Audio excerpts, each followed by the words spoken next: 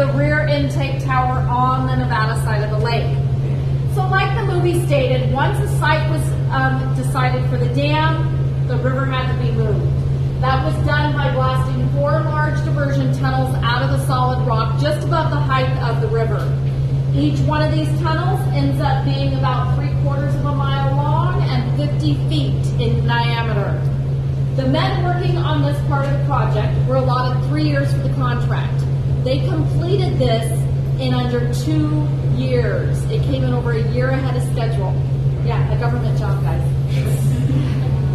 So once the diversion tunnels were in place, a dry area had to be made for the dam. That was done by putting a cofferdam system in. The upper portion of the cofferdam, it ends up being about 100 feet tall, and it was reinforced with steel and concrete. Its job was to force water into the diversion tunnels and around the job site. The lower portion of the cofferdam was there so water could not backwash into the site. This area was drained. They excavated down about 135 feet until they reached bedrock. Once they had that foundation, that's when they started building the dam. There was a 16-ton bucket of concrete, or about 8 cubic yards of concrete, coming down every 78 seconds. Our elevator ride was about 72 seconds, so very close to how fast those buckets were coming down, one right after the other. They were doing this 24 hours a day, 7 days a week for just under 2 years. I know the movie said the men working on this received 2 holidays. It was really 3 whole holidays. I know. Unpaid holidays, though. It was Labor Day, 4th of July, and Christmas. Once the dam was in place, they needed to start filling the lake. So they plugged 3 of these large diversion tunnels with concrete plugs and steel bulkhead gates, leaving this 4th one open so some water could still get down to the river below. So the 4 structures here, those are the intake towers. That's what you see sitting out there on Lake Mead. Those towers are actually perched on a rock ledge that's 150 feet off the bottom of the lake.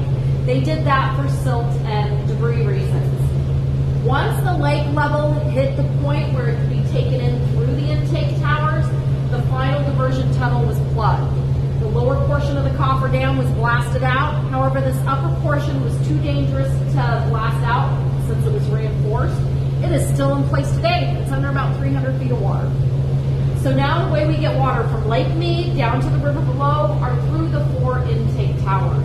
So the water falls in by gravity like a waterfall into the 30-foot diameter penstock pipe, just like the one you see out the window. That vibration you're feeling, up to 96,000 gallons of water per second is flowing underneath your feet. Once the water is in this large 30-foot diameter, each generator has a 13-foot diameter feeder pipe. The water hits the generators, we create the power, and then the water just exits to the river below. The last feature I'll share with you are the spillways. That's our flood control. And I know our water's low today, but twice in history those spillways have been used. Once in 1941, it took them 6.5 years to purposely overfill Lake Mead in order to test out the integrity of the dam, also to see if the flood control measures were working. They did, which was good, because 1983 we had flood conditions that year. The water went over the spillways for over 2 months. It was the middle of summer, and I did come down, I lived here, I did come down with my family to see it. What I remember from it was how loud the water was. That's because the water going over the spillways was equivalent to Niagara Falls. It also was shooting up a mist into the air. You can see that steel shaft spinning.